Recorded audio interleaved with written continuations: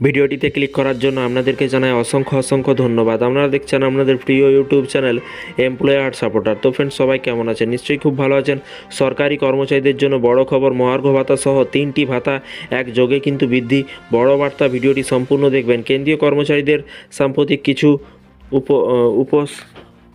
উপসাহজনক খবর পেয়েছেন। দুটি গুরুত্বপূর্ণ ভাতা বৃদ্ধি করা হয়েছে এই বছর। সরকারি কর্মচারীদের জন্য বেশি কিছু ইতিবাচক অগ্রগতির পরে কিন্তু সরকার উৎসবের মরশুমে মহার্ঘ ভাতা বাড়ানোর সিদ্ধান্ত নিয়েছে। আগে কেন্দ্রীয় সরকারি কর্মচারীদের জন্য মহার্ঘ ভাতার হার ছিল কিন্তু 50%, কিন্তু এখন তা বাড়িয়ে 53% করা হয়েছে। এরপর জানুয়ারিতে কিন্তু মহার্ঘ ভাতা আরও বাড়বে বলে কিন্তু আশা করা হচ্ছে। মহার্ঘ ভাতার আসন্ন বৃদ্ধি নিয়ে কিন্তু ইতিমধ্যে জল্পনা হচ্ছে। মহার্ঘ ভাতা বৃদ্ধির পাশাপাশি সরকারি কর্মচারীদের জন্য আরও 2টি ভাতা বাড়ানো হতে পারে। মোট বেতন বৃদ্ধি করা হয়েছে। এসব ভাতা স্বাস্থ্য খাতের সাথে কিন্তু সম্পর্কিত। উল্লেখ্য, স্বাস্থ্য বিভাগে কিন্তু কর্মচারীদের পোশাক ভাতা ও নার্সিং ভাতা বৃদ্ধি করা হয়েছে। সপ্তম বেতন কমিশনের অধীনে এই সিদ্ধান্ত নেওয়া হয়েছে।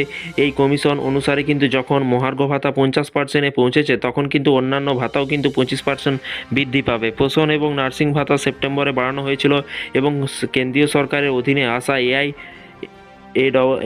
এইমস এবং পিজিআইএমইআর এবং জেআইপিএমইআরের মতো কিন্তু সরকারি হাসপাতাল এবং ক্লিনিকগুলিতেও কিন্তু কর্মরত নার্সদের জন্য কিন্তু প্রযোজ্য। কেন্দ্রীয় স্বাস্থ্য পরিবার কল্যাণ মন্ত্রক এই পরিবর্তনগুলি কিন্তু কার্যকর করার জন্য হাসপাতালগুলিকে নির্দেশিকা জারি করেছে।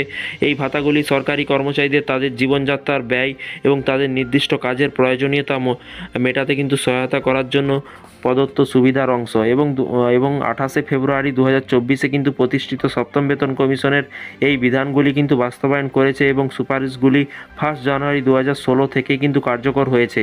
তো এবং অষ্টম বেতন কমিশনের গুরুত্বপূর্ণ খবর সামনের দিকে কিন্তু তাকিয়ে অষ্টম কেন্দ্রীয় বেতন কমিশন সম্পর্কে ক্রমবর্ধমান জল্পনা কিন্তু চলছে, যা 2026 সালে ঘোষণা করা হবে বলে আশা করা হচ্ছে। সপ্তম বেতন কমিশন বাস্তবায়নের 10 বছর পূর্ণ হলেও কিন্তু এই নতুন বেতন কমিশন কার্যকর হবে।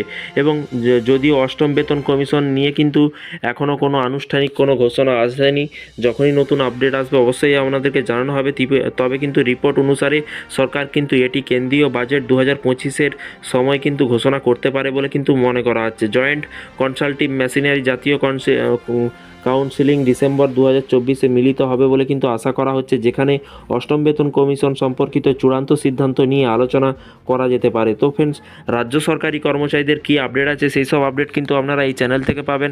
সংগ্রামী যৌথ মঞ্চতে আজকে কিন্তু শেষ দিন সেই ডিএ আন্দোলন, তার পরবর্তীকালে কি বলেছে সংগ্রামী যৌথ মঞ্চ এবং আবার পরে কি হতে চলেছে, সমস্ত কিছু আপডেট এই চ্যানেল থেকে পাবেন। তাই চ্যানেলটিকে ফলো করতে ভুলবেন না।